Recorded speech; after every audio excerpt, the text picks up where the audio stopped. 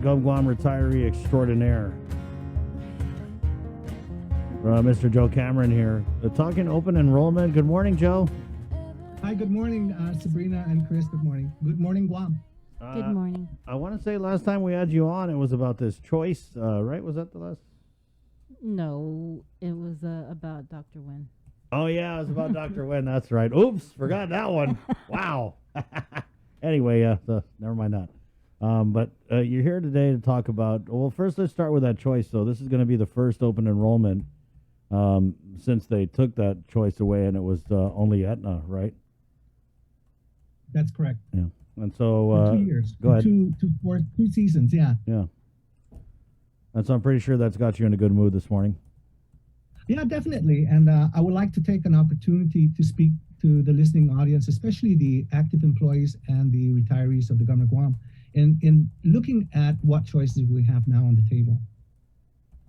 And that being said, there's always that question of what is an HMO and what's a PPO? They're very technical words, but they're really quite simple to understand. When you look at a health maintenance organization, primarily it's managed care to a certain degree. And what that basically means is that you stay within their network. If you walk outside of their network, what happens is they will not pay the bill. And then you have your PPOs, which is Select Care. They do have a preferred provider organization. And what happens is under the PPO plan, which is in this case, it's Select Care. Those patients still have a network, as well as, of course, Take Care. They have networks, but they aren't. These guys who select Care are not restricted to seeing just those physicians within the network, and that's key here. These are choices, and you have the freedom to visit actually any healthcare provider you wish. So when you look at Select Care and you compare it as a PPO versus an HMO, a health maintenance organization, you're going to notice that you'd be within the area. For example, Take Care HMO, their participants are required to choose their primary care physicians within their network, typically. And that typically also, when you look at HMO throughout the United States, they only contract within a very limited number of providers in any geographic location. Because of this, Take Care's insurance carrier won't be paying primarily for healthcare services you receive from out of network of providers. But don't forget, they do have a network. And in exchange for a fewer of the providers, typically HMOs, patients such as in HMOs, in this case, will be Take Care, although they do have choices. They're typically paid lower in monthly premiums because they stay within their network and they don't take outside of the network. So if you look at Select Care, Chris, that plan gives the participants the freedom to seek care from any and in and out of their network. In other words, Select Care offers their participants much more choice. And after all, this is what the bill was last year that I really lobbied heavily for choosing when and where and when you seek for healthcare. So generally speaking, Chris and Sabrina, when you look at a PPO, a preferred provider organization such as Select Care in this case for Guam, they tend to be broader, basically including more doctors and hospitals than HMOs, and they give you more choice. And you mentioned to me earlier that there was some issues that monies are still owed to GMH? Yeah, Joe, I'm trying to pop that up right now. Give me a second. Is that here. correct? Yeah, it is actually correct. Stand by. I'm sorry, I cannot hear you. Yeah, You're good on morning. mute. Hold on. It's 7:05, guys. This is the link. Miss a lot. So don't miss it. Yeah, I'm popping this up here, Joe. It's on the Guam Memorial Hospital website. We actually talked to Lillian about it earlier this week. But there are some outstanding balances with Aetna and Take Care. God, why is this taking forever to load? Oh, because the online learning, right?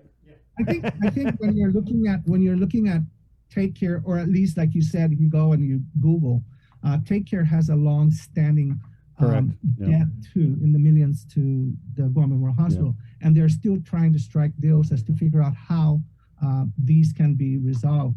And it kind of worries me sometimes when we look at insurance companies doing business on Guam. We want to know that they're sustainable and that they have money to pass around and take care of their customers. And so what I got it concerns now. me here, So Aetna, Joe, we're looking at a balance of 2.3 million with the Guam Memorial Hospital. Take Care, 5.9 million, and Select Care has a $908 credit with GMH. So, can we just start with Aetna? Isn't it? You think it's kind of crazy that we're still trying to get that 2.3 mil from Aetna? I know Lillian had said that they're in conversation with them, but that their process for reimbursement seems to be a little more lengthy. yes, than it we're is. used to. And it's unfortunate because when they came to Guam, initially they gave the impression that it's the Guam flavor, only to find out it was outside of Guam flavor. And it was an international corporate structure that primarily dictated anything and everything that comes to Guam or out of Guam. And that really concerns me. I believe there are still a lot of folks here that have reimbursements that are still lingering, and that this plan is ending this month.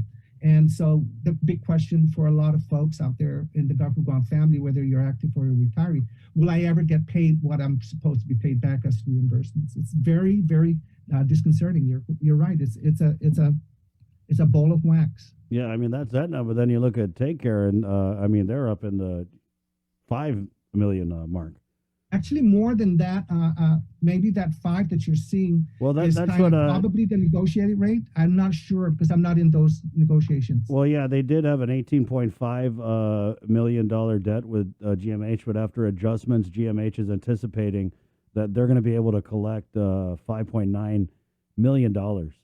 And I mean, let's just be honest. It's no secret that Take Care. I mean, the history of one hospital not wanting to accept them, and then you see this big bill. You got to wonder about the solvency. I mean, are you going to end up halfway down the road in this next year, and they're going to go out of business, or GMH is going to be like, okay, this is too much, got to pay up? We had that problem. Remember some years ago when that group sued the government of Guam to get out of the GovGuam plan. And as you know, and for those out there, our memories are not short. We've had 2 other insurance companies who dropped us cold turkey halfway through, and it was the preferred provider organizations such as Select Care who stepped in and took care on a seamless approach to have these very sick folks, and even the not so sick, to maintain the level of care they were requiring and to keep that going. So yeah, Select Care has been a good neighbor, has been a great climber in this organization of healthcare insurances and the personal touch for a local company. That's very important. I think local is very important. Now, one of the things I noticed about the PPO here in Guam, which is Cabo Select Care, they allow you to see doctors, like I said, in their network, including specialists. And here's the key, without a referral. In other words, you've got United Healthcare, which is a national network provider in the United States and throughout the outside continent of the United States. And you may use any licensed provider you choose. So you see, Cabo Select Care provides what exactly the GovGuam law specified, and that was choice. So network of United Healthcare is huge. It boasts over, I believe, Chris, about 1.1 million providers, and they do have over 6,000 hospitals that we can choose from. Now, we got to be really careful because both networks provide. We can't say they don't. They do both provide. But if you're in Timbuktu and your family's there, and for some odd reason, one or the other, that particular hospital you want to go to is in neither network, the PPO, which is Select Care, will pay out of network. They will pay. They will immediately coordinate all those benefits and to have a seamless a trust and access for the care you need, because you're just in that area. It's not something that you can get in an airplane or an air ambulance. Come to think of it, air ambulance, yeah, Select Care also has that option. So here's a good thing also. And we always talk about this when we were in the health negotiations, how portable is your service? meaning how can I take it and move with it wherever? Can it follow me? And the idea here is, give you an example. We have the PPO, which is Select Care, who I believe now has a 24/7 year-round nursing personnel to talk to, and they also have, and I think this is critical, teledoc access to both on-island and off-island providers, so that you're not taking a plane fare to there. You can actually talk face to face. And these competencies are both in the provision of services and then the personal touch that it inculcates. So Select Care is priced correctly, I believe, in looking back in years past, when I was in the negotiation table for the Governor of Guam family, that they cover your medical costs because they are priced correctly. So you do not have to get a referral from a primary care provider to see that particular specialist. That's really important to understand that. Thank you, Joe. Thank you for your time this morning. We've got to move on. There's a lot of stuff going on with education. And I'm sure you know that the governor has popped out an executive order yesterday allowing for a return to face-to-face learning. So plenty to get to. Joe, I thank you for your time this morning, and we'll catch up before the end of open enrollment, okay? So I selected Select Care. Thank you, Select Care, for accepting me. Right on, Joe. Thank you. Joe Cameron, GovGuam retiree. Let's still go ahead and get into the comments here. We got Sean Gumatata standing by. There's a new episode of That's It. That's all. Obviously, everybody talking about the executive order that came out mandating the reopening and the return to face-to-face. So, Brio's a little bit confused. Well, I got it now, but so the schools are authorized to resume face-to-face learning, but they have to submit their reopening plans and their testing plans by October 1st. Now, does that mean that they can't resume face-to-face learning?